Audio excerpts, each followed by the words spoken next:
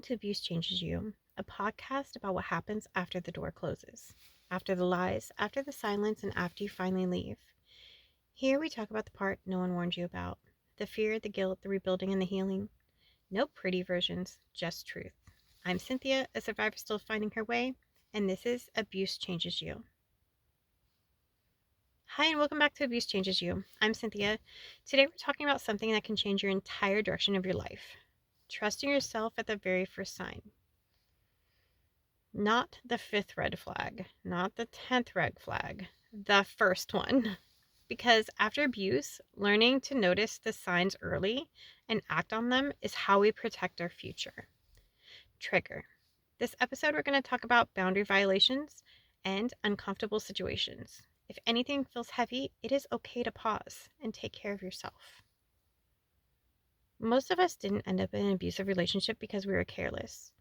We ended up there because we were kind, hopeful, understanding, and willing to give chances, and because we were taught to doubt ourselves. After abuse, a lot of us have a habit of minimizing things. We tell ourselves, maybe I misunderstood, maybe I'm being too sensitive, maybe they didn't mean it. We've been trained to question our instincts instead of trusting them. But red flags don't get smaller over time, they get bigger.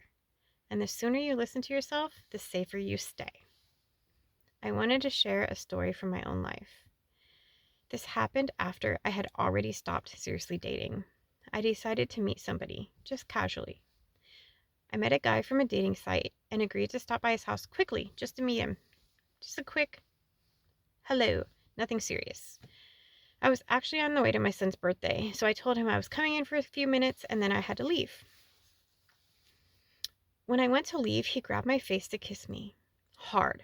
I tried to turn my head, but he was holding my face so tightly I couldn't move. It was forceful, it was uncomfortable, and it was absolutely not okay. I had already told him I was coming back after I saw my son. But obviously I didn't want to do that. So I kind of told him that I was going to go take my son out to dinner. I lied. Instead, I should have said, "Don't touch me like that. You just made me uncomfortable. That's not okay, and I'm not coming back." I did what the old me used to do. I lied about the situation. I told him I was taking my son to dinner and I wouldn't be back. He immediately exploded. He started yelling, calling me names, and throwing a fit. Right there, every alarm bell in my body went off. I never went back. I never spoke to him again. And that moment reminded me of exactly why trusting myself with the first red flag matters. One of the biggest lessons from that experience was we need to make it normal to tell people when they cross the line. You don't just grab somebody's face and kiss them when you barely know them.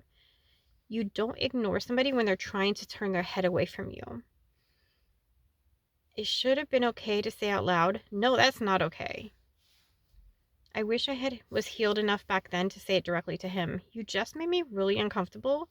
You don't touch me like that. It is not okay." But I wasn't there yet. I was still in survival mode, trying to avoid conflict instead of standing in my power. But here's a lesson. Even if you don't handle something perfectly, listening to your warning signs and walking away is still a win. Recognizing red flags is only half the battle. The other half is knowing what to do the moment you see one. Don't excuse it, don't minimize it, and don't talk yourself out of it. Pause and believe yourself. If something feels off, slow the relationship down. Healthy people react slow. Unhealthy people pressure fast. It's okay to say, "That made me uncomfortable. I don't like that. Please don't do that again." How people respond to your boundary tells you everything. Apologies mean nothing without changed behavior. Respect means listening the first time. The most powerful boundary is willing to leave early. Not after months, not after years, after the first clear sign. After abuse, trusting yourself again is a skill you practice. You don't always get it perfect, but every time you listen to that inner voice, you get stronger. Your discomfort is information. Your intuition is information, and you are allowed to act on it. If you're in a situation right now that makes you feel a little off, remember, you don't owe anyone access to you. You don't owe anyone endless chances. And you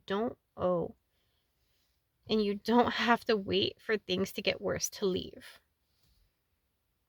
Resources: National Domestic Violence Hotline, 1-800-799-SAFE, 1-800-799-7233, or text START to 88788.